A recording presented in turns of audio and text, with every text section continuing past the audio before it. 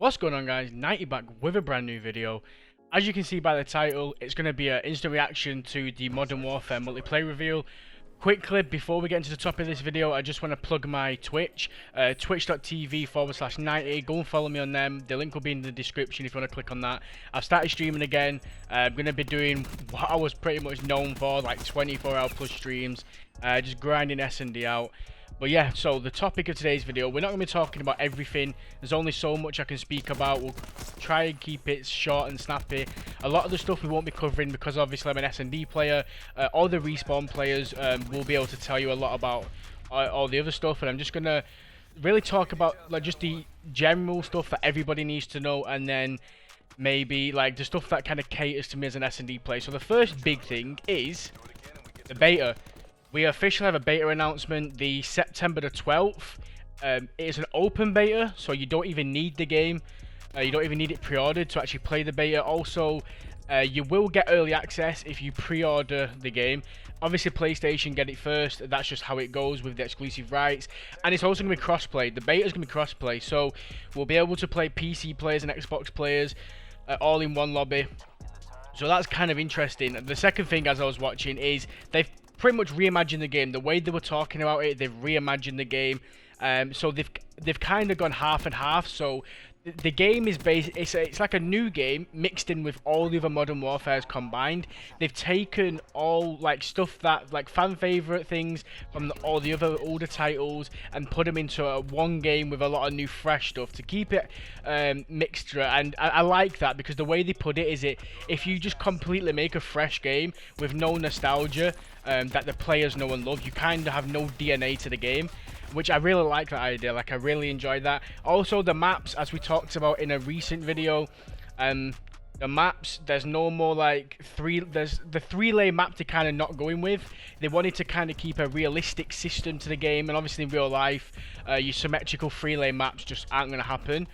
So it's gonna be a difference. It's gonna be a weird change, but I'm excited for it. Another huge thing, no season pass. No season pass. There's gonna be no paid DLCs. Obviously, we pretty much already know there's gonna be like some kind of microtransaction system, loot boxes, etc., etc. But in terms of just actual DLC, so map packs, that basically really just split the fan base. That's all map packs do. They just split the player base. There's going to be no more of that. So now they kind of took the approach that Battlefield did, and I'll talk a little bit about Battlefield in a minute.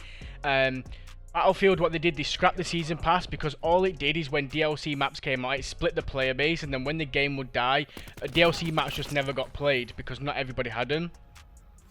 Next is also the creator class system. As we watched, there's no more pick 10. You're able to get, basically, you always have a secondary. I think from what I saw, you always have a secondary. You always have a lethal nade or a lethal equipment. You always have a tactical equipment, and you're allowed up to 5 attachments on each weapon. So both your secondary and your primary, you'll add 5 attachments each from about 8 different categories, as I saw on the screen. And also there's about 30 to 60 attachments per weapon. The secondary's been 30, the primary's been up to 60. There's a lot of attachments from what I saw. And talking about attachments as well, like you can switch certain attachments to make the weapon a different style. So I think, as the guy was explaining, AK-47, if you add certain attachments to the weapon, you can turn it into a 74U, and then you can go the other way and add other attachment and make it into like an RPK, like a LMG, which is very interesting. And then through the weapons as well, there's now perks on the weapons. So sleight of hand, FMJ, I think I saw in there, are now perks per weapons. Like sleight of hand, for example, is not just an in general perk, it's a perk that you actually put on your weapon.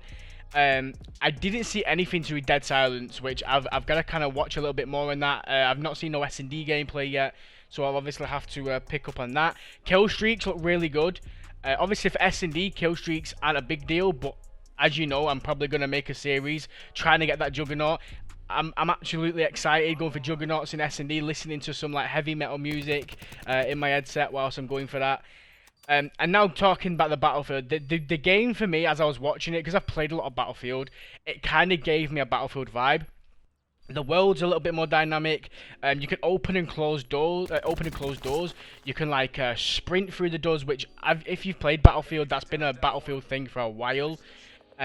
Also, you can edit your classes mid-game, and this what also give me a Battlefield feel. In Battlefield, you can like edit your classes mid-game, so you can like switch out attachments and put new ones on as you're leveling your weapons up, which I do think is a nice touch. Also, the minimap pretty much confirmed now. There's no minimap unless you've got a UAV in the air. But as I saw from the gameplay, the UAV looked like it sweeps a lot faster.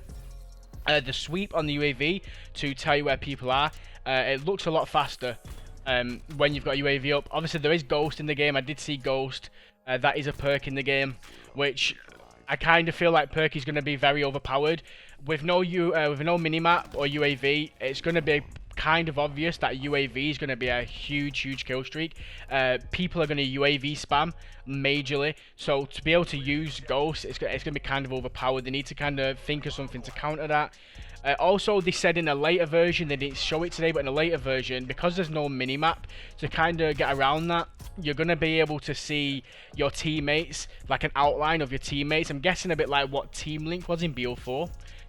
So basically for S&D that helps, because obviously in S&D, if you've got no minimap, you kind of want to know where your teammates are, especially like who else, like the bomb carrier for example. You want to see where the bomb carrier is. There's a lot more things I can talk about. I'm pretty much just going to keep it short. We kind of can do another one as we see more gameplay, but for now I'm just going to sit back. I'm going to watch a lot more gameplay and just evaluate and see what I like and what I don't like. So if you do like this video, drop a like, subscribe if you're new, comment down below, let me know what you think. Let me know from what you've seen, what you think of the game. For me, I'm excited. I think it looks decent.